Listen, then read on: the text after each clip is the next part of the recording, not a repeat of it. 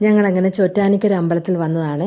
ചോറ്റാനിക്കര അമ്പലത്തിൽ ഭജനം ഇരിക്കാനായിട്ട് വന്നതാണ്. ഞാനും എൻ്റെ ചേച്ചിയും ചേട്ടനും എൻ്റെ മകളും എൻ്റെ ഫ്രണ്ടുമായിട്ടാണ് വന്നത്. എൻ്റെ ഫ്രണ്ട് വഴിയാണ് ഈ ചോറ്റാനിക്കര ഭജനത്തെപ്പറ്റി ഞാൻ കൂടുതൽ അറിയുന്നതും. അന്ന് മുതൽ എനിക്ക് വലിയ ആഗ്രഹമായിരുന്നു ചോറ്റാനിക്കരയിൽ ഭജനം ഇരിക്കണം എന്നുള്ളത്. വളരെ വ്രതശുദ്ധിയോടുകൂടിയും നിഷ്ഠയോടുകൂടി എടുക്കേണ്ട ഒരു വ്രതം തന്നെയാണിത്. പൗരാണിക ആചാര്യന്മാർ പറഞ്ഞിട്ടുള്ള ചിട്ടകളെ അടിസ്ഥാനപ്പെടുത്തിയാണ് വ്രതം അനുഷ്ഠിക്കേണ്ടത്. നിർമാല്യം മുതൽ ഗുരുതി പൂജ വരെയുള്ള എല്ലാ പൂജകളും കണ്ടു തൊഴണം എന്നുള്ളതാണ്. എന്തെങ്കിലും മാത്രമേ അതിനൊരു ഫലപ്രാപ്തി കിട്ടത്തുള്ളൂ എന്നുള്ളതാണ്. ക്ഷേത്രത്തിൽ നിവേദിച്ച ചോറ് തന്നെ കഴിക്കണം എന്ന് നിർബന്ധമുണ്ട്. അതുപോലെ തന്നെ പാല്, പഴങ്ങൾ ഇതൊക്കെ നമുക്ക് കഴിക്കാം. അധികം എരിവും പുളിയും ഒന്നുമുള്ള കറികളൊന്നും പാടില്ല എന്നുള്ളതാണ്. തൈരൊക്കെ കൂട്ടി നമുക്ക് ചോറുണ്ണാവുന്നതേ ഉള്ളെന്നുള്ളതാണ്. ഭജനം എടുക്കുന്ന കുറേ ആൾക്കാരെ പരിചയപ്പെടാൻ പറ്റി. ഓരോരുത്തരും ഓരോ ലക്ഷ്യത്തോടു കൂടിയാണ് ഭജനം എടുക്കുന്നത്. എന്നാലും കൂടുതൽ ആൾക്കാർ മാനസിക ബുദ്ധിമുട്ടുകൾ അനുഭവിക്കുന്നവർ തന്നെയായിരുന്നു എന്നുള്ളതാണ്. മറ്റു ക്ഷേത്രങ്ങളിൽ നിന്ന് എനിക്ക് വളരെ വ്യത്യസ്തമായി തോന്നി എന്താണെന്നറിയുമോ, നമുക്ക് എല്ലാ പൂജകളും കണ്ടു തൊഴാൻ പറ്റും എന്നുള്ളതാണ്. മറ്റു മഹാക്ഷേത്രങ്ങളിൽ നമ്മൾ ഭജനം ഇരുന്ന് കഴിഞ്ഞാൽ നമുക്ക് എല്ലാ പൂജകളിൽ നിന്നും നമുക്ക് പാർട്ടിസിപ്പേറ്റ് ചെയ്യാനൊന്നും നമുക്ക് പറ്റാറില്ല.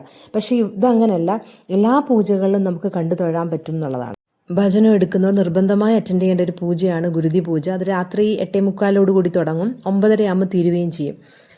നമ്മുടെ മനസ്സിനെ വേദനിപ്പിക്കുന്ന ഒരു കാര്യം കൂടിയാണെന്നുള്ളതാണ്. കാരണം മാനസിക ബുദ്ധിമുട്ടുകൾ അനുഭവിക്കുന്നവരുടെ ബുദ്ധിമുട്ടുകൾ കാണുമ്പോൾ നമുക്ക് ഭയങ്കര സങ്കടം തോന്നുന്നുള്ളതാണ്.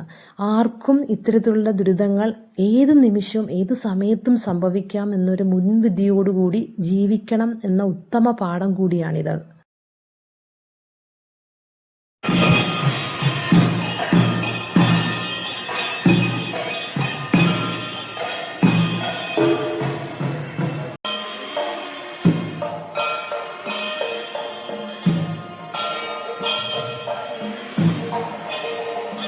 ഭജനം ഇരിക്കുന്നത് വഴി നമുക്ക് ഒരുപാട് സാറ്റിസ്ഫാക്ഷനും അതുപോലെ വളരെ ടെൻഷൻ ഫ്രീ ആയിട്ടും കോൺസെൻട്രേഷനൊക്കെ കൂടുന്നതായിട്ടൊക്കെ നമുക്ക് തോന്നും. അതിലുപരി എനിക്ക് തോന്നിയ കാര്യം എന്ന് പറഞ്ഞാൽ ഈ ഗുരുതി പൂജ കണ്ടു കഴിയുമ്പോൾ ഒരിക്കലും നമ്മുടെ ജീവിതത്തിൽ നമ്മൾ അഹങ്കരിക്കാനേ പാടില്ല എന്നുള്ളൊരു ഉത്തമ മെസ്സേജാണ് ആ ഗുരുതി പൂജ നമുക്ക് തരുന്നതെന്നുള്ളതാണ്. കാരണം നമുക്ക് മാനസിക വെല്ലുവിളികൾ എപ്പോൾ വേണമെങ്കിലും നമുക്ക് ആർക്ക് വേണമെങ്കിലും എപ്പോൾ വേണമെങ്കിലും വരാം എന്നുള്ളതാണ്.